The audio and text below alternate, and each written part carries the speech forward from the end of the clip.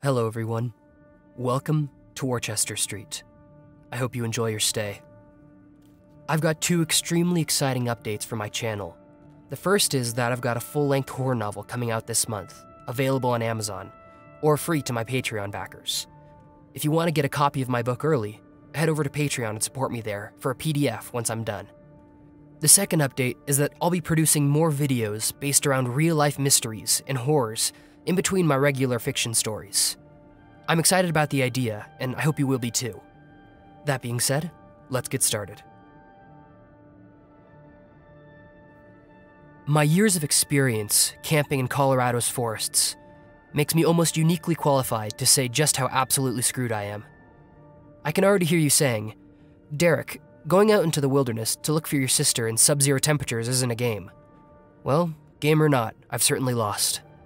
Freaking Tara. She knew there'd been historic snowfalls during the past few weeks. She'd known that the temperatures were going to be hitting highs of negative 10 degrees Fahrenheit all weekend.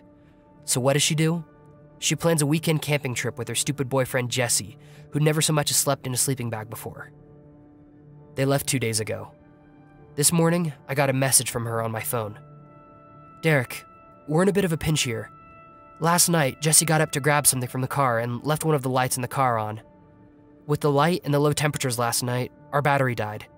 My phone's almost dead too. We're down Lake Como Road near Alamosa. Be careful on your way down here. The roads are bad. In the meantime, we'll try and keep warm. Tara." So, like the great older brother I am, I set out in my truck. It was a few hours' drive from my home to get there, but after a few hours I made it. You've been seeing some of the footage that I took as I drove. I was, without exaggeration, hours from anywhere. I kept asking myself why Tara had to camp in the most remote area possible, but that's just how she was. I saw her car pulled off to the side of the road, so I pulled off myself. I followed their tracks in the knee-high snow until I reached their campsite. It looked absolutely trashed. Camp chairs were thrown everywhere, and the snow had been kicked around. I saw something dark on the ground. I flipped on my headlamp and saw that it was a dark red color. The tent was the only structure still intact. I called out, but heard no response. I opened their tent flap and saw their sleeping bag still on the floor. Here's a picture of that. I was starting to get extremely worried. Tara wasn't an idiot, but I couldn't think of a good reason why they'd leave their campsite otherwise. The wind was bitter cold on my cheeks. I checked my watch, and even while still on my wrist, it displayed a 0-degree temperature. Not good. I traced a perimeter around their camp and found a set of 3 snowmobile tracks in the snow, leading off into the woods. There were at least 6 or 7 sets of footprints surrounding them. I wasn't sure what to make of it. Best case, there were some forest rangers who'd stumbled across them.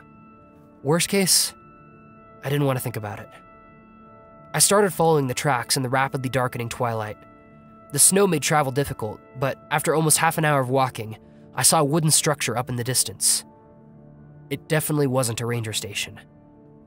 It was a decrepit old wooden building.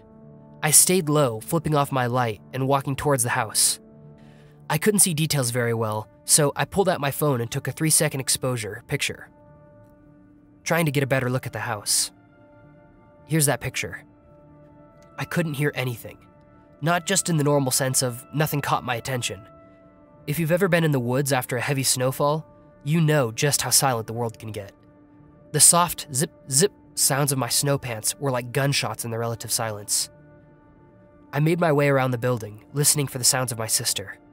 I was listening so hard, I didn't notice the little boy until he spoke. "Why are you walking around my papa's house?" I jerked to my right. A boy, no older than 7, was sitting down against the wall of the cabin. He wore an absolutely filthy t-shirt and jeans, and was barefoot despite the snowy ground. He stared at me with a curious expression. No reason," I said. I was pretty sure I'd seen blood at the campsite, so I didn't want this kid to alert anyone inside, regardless of their intentions. "Hey kid, did you see a woman and a man around here recently?" "Oh yeah, Silas and Virgil, my cousins, they grabbed them earlier today." I nodded. "And where are they now?" "I don't know, they're probably with the visitors by now." I paused. No use freaking out, so I forced my voice to remain calm.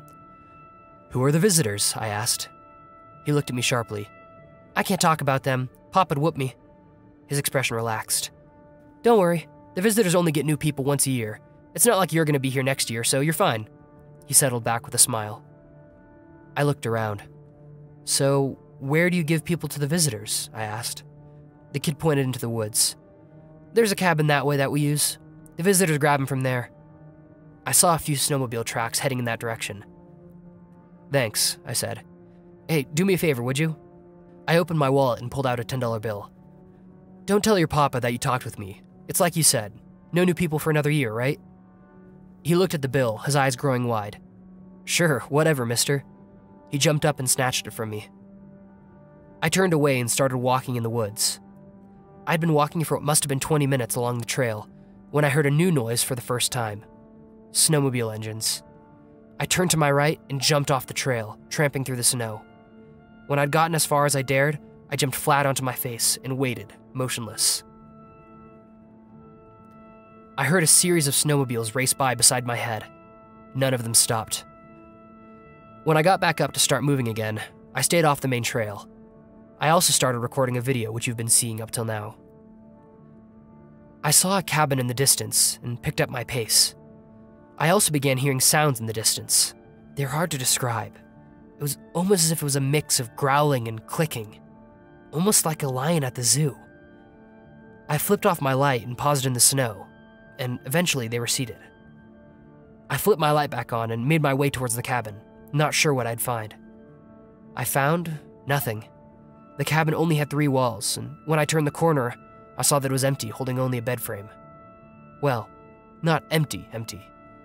A frilly scarf, just like the kind Tara always used, was on the side of the bed. I checked for more tracks, but the only ones I could see were the ones leading to the snowmobile tracks. That meant that Tara had to still be with this kid's family, unless... I wondered what the kid meant when he said visitors. Maybe there's something else in these woods. I left the cabin behind, making my way back through the woods to the road, following it down to my car. All 4 tires had been slashed, my windows had been broken in, and long scratches had been carved into the sides. Deep scratches. It looked like a bear had taken a claw to the hood of my car, 4 nails at a time. I opened the door and shut it behind me, shaking my head at the fact it was nearly worthless as a shelter. So yeah, I'm pretty screwed. I'm 100 miles from civilization, with barely any water, no food, no transportation, all in way below 0 temperatures. But the worst part is that I'm starting to hear those growling sounds again. I hope you all enjoyed this story. As always, I'd like to give a huge shout out to my Patreon backers. Your support is what makes this possible. Thank you for supporting me, and I hope to provide you with more content like my novel that's coming out soon. If you're interested in my novel, feel like supporting me, or just want to get my work a little bit before everyone else, feel free to head over to Patreon and support me. Everyone who supports me receives a copy of my work, even from the $1 level. Thank you so much for watching. And as always, I hope you've enjoyed your time on Worchester Street.